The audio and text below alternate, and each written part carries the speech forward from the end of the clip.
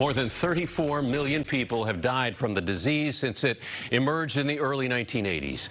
The strange virus came out of nowhere. Healthcare workers risked their lives to take care of patients, and at the time, no one knew how it was spread or how to treat it.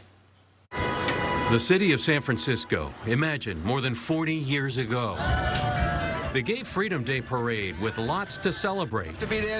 Harvey Milk had just become a San Francisco supervisor, the first openly gay official in California. And for those who lived in the Castro, the future looked bright. People here are celebrating. They're celebrating their liberation, their freedom to come out of the closet and to be gay people unafraid.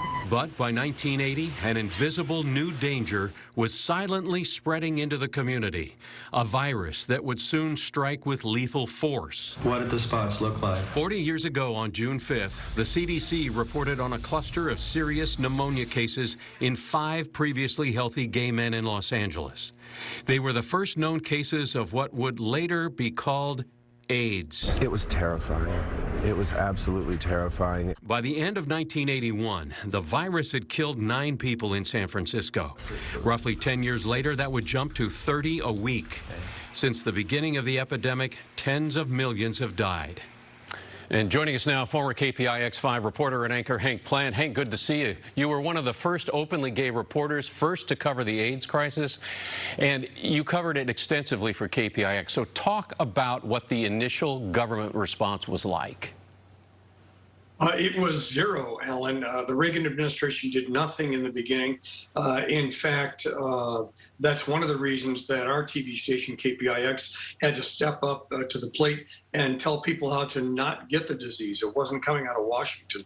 You know, I covered President Reagan in 1987 when he said the word AIDS for the first time in a speech. And that night in Washington, I made a note in my reporter's notebook at that moment, 23,000 Americans had already died from the disease. Gee. So that's how little they were doing. Wow. You talked about the little response from the federal government and what KPIX did. Specifically, tell us, how proactive was the station and were you?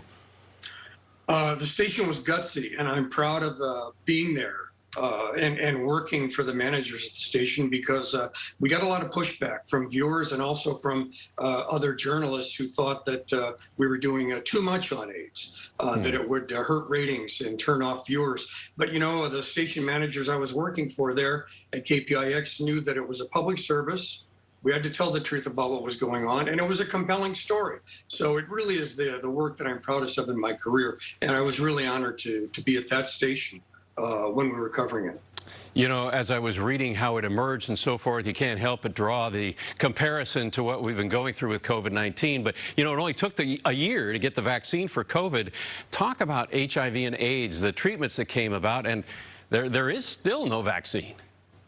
Right. There's no vaccine. There is awfully good treatment. In 1996, protease inhibitors were discovered to treat people who have HIV, and that really turned it into a manageable disease, much like diabetes, for probably most people who have HIV, if they have access to these drugs. So we had 15 years of horrible times from 81, as you said, Alan, until 1996. And as far as preventing it in the way of a vaccine, we don't have a shot like COVID, but we do have a medication that will prevent people from getting HIV if they take it on a regular basis. A lot of that coming from a Bay Area company called Gilead Sciences. They invented a drug called Truvada, sometimes called PrEP. If you take that today on a daily basis, you will probably not get HIV. So it really is miraculous what's happened.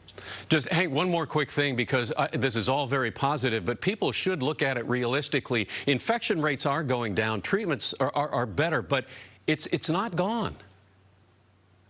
Correct, and thanks for pointing that out, Alan. People need to get tested, especially if you're a member of the gay community or what we used to call a high-risk group for AIDS. Get tested and get treated, because you really can save your life and have a really wonderful life, even if you have HIV. But you got to know about it. Absolutely. Well, Hank Plante, as always, pleasure to talk to you. Our best to you, and Roger, thanks for joining us.